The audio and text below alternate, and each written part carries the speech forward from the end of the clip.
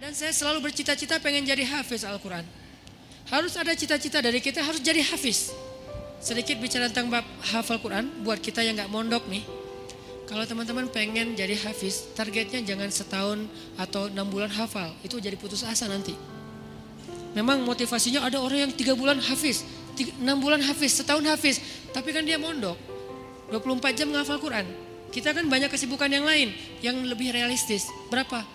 6 tahun hafiz. Gimana cara 6 tahun hafiz? Sekarang rata-rata usia kita berapa? Sebutlah rata-rata 20 tahun ya. Ada yang 22, ada yang 19, rata-rata 20 tahun. Ustadz segitu juga? Ya kurang lebih lah. Rata-rata 20 tahun. Berarti 26 tahun itu cepat banget. Ya udah deh, jangan terlalu 6 tahun, 10 tahun. Kalau kita mau menghafal Quran 10 tahun hafiz, berarti sehari kita cuma perlu menghafal 2 baris. Sehari 2 baris. Dibagi 5 waktu sholat. 2 baris itu alif lam mim dzalikal kitabul la raiba fihi hudal lil muttaqin alladzina yu'minuna bil ghaib. Segitu. Enggak sampai 1 ayat kan? Nah, cara ngafalnya subuh alif lam mim, udah beres. Susahnya di mana coba? Subuh teman alif, zuhur dzalikal kitabul la raiba fihi. Asar hudal lil muttaqin. Maghrib alladzina yu'minun. Isya bil ghaib. Selesai.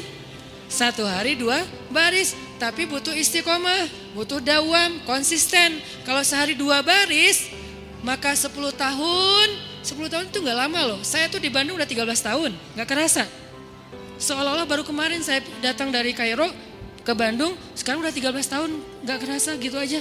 Tiba-tiba udah 13 tahun, berarti kalau saya ngafal sehari 2 baris, sekarang udah 3 tahun yang lalu udah selesai tuh. Berarti semua kita bisa jadi hafiz sebetulnya kalau udah lancar tahsinnya. Sehingga kita meninggal berstatus hafiz. Bukan untuk pamer ke orang, bukan untuk taruh di Instagram bio, hafiz Al-Quran. Itu mah bebas lah, terserah niat ya. Saya kan gak mau menjudge kan, ada orang yang menaruh gitu supaya jadi syiar. Ada yang mungkin dia ria, kalau dia ria dia rugi. Kan ngafal Quran gak gampang, masa mau dihabisin dengan hanya taruh di bio, rugi banget tuh.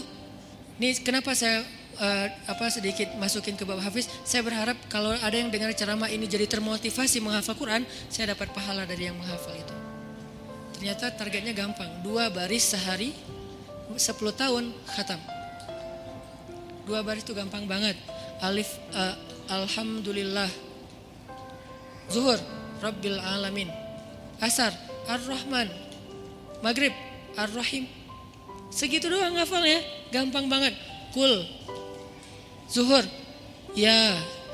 Asar, ayyuhal. Gitu doang kan, saking gampangnya. Kapan itu khatamnya Ustadz? Gak tahu pas sakaratul maut kali. Saking pendek-pendeknya. Nah maksud saya, target sebelum meninggal hafiz. Tapi kan kita gak tahu usia kita Ustadz. Memang kita gak tahu, ini mah target semampu kita. Kalau meninggal sebelum 10 tahun, yang penting kita udah punya niat. Siapa yang berniat baik dan tidak tercapai, maka dia dapat pahala kebaikan yang utuh. Siapa yang tercapai, dia dapat pahala 10 kali lipat. Kalau kita meninggalnya usia 40 tahun, usia 50 tahun, udah hafiz. Tahu gak kedudukan hafiz di akhirat nanti kayak gimana? Itu keren banget. Harus cemburu kita sama orang yang hafiz tuh.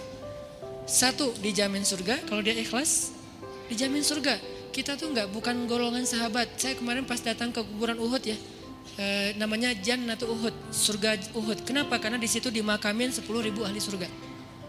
Pas saya datang ke kuburan Uhud, saya ngerasa duduk aja lama di situ ya, mikir beruntung banget ya mereka. Semua dijamin surga. Duduk di kuburan Uhud itu nggak ada serem-seremnya. Benar-benar namanya surga Uhud. Karena kayak kita duduk di atas taman surga. Kan datang ke kuburan tuh ada agak-agak serem gimana gitu kan. Ini gak ada seremnya sama sekali, nyaman. Merpatinya banyak hingga di atas kuburan-kuburan itu. Dan di atas kuburan itu kita bisa tahu beberapa. Ini kuburan Sayyidah Aisyah, ini kuburannya Ibrahim anak Rasulullah, ini kuburannya Imam Malik, ini kuburannya misalnya Fatimah, ini kuburannya Ummu Kulsum, putri-putri Rasulullah. Duduk aja di atas kuburan para sahabat. Beruntung banget ya mereka dijamin surga. Kita nggak dapat kesempatan itu karena nggak sezaman dengan Nabi. Tapi kita punya kesempatan lain. Gimana? Hafiz Al-Quran, dijamin surganya. Dengan syarat ikhlas dan tidak berbuat dosa besar. Dijamin surga. 1. Kedua, bisa bawa 10 orang selain mantan ke surga. Kasihan juga ya mantan ini ya. Makanya jangan jadi mantan. 10 orang. Siapa aja? Ayah, ibu, udah pasti tuh. Makanya saya pengen menghafal Quran biar kalau saya khatam, saya ngerasa di dunia tuh belum sempat berbakti sama ibu dan ayah saya. Keburu meninggal pas tsunami. Nanti saya pengen berbaktinya di akhirat. Berbakti di akhirat, hafal Quran. Sehingga nanti di akhirat saya berharap berhusnuzon ke Allah, bukan sok pede ya. Kayak Ustaz udah paling pasti masuk surga aja. Bukan, husnuzon ke Allah. Gak boleh sok pede. Kalau sok pede namanya mentazkiyah diri sendiri. La tuzakku anfusakum. Berhusnuzon ke Allah, Allah maha menepati janji. Saya bisa bawa, mak yuk ikut abang. Kemana bang? Surga. Kan enak ya. Bapak yuk ikut abang kemana? Surga. Kakak saya meninggal juga di tsunami. Itu buat saya ibu kedua saya setelah ibu saya, karena dia paling banyak berkorban. Kak Yus yuk ke surga. Kemana? Ayo ikut abang. Kemana bang? Surga. Itu tuh kayak goals, akhirat goals lah.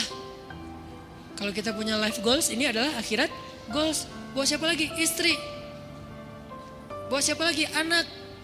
Kalau semuanya hafizoh, ya berarti lebih banyak lagi yang bisa kita bawa. Itu tuh keren banget.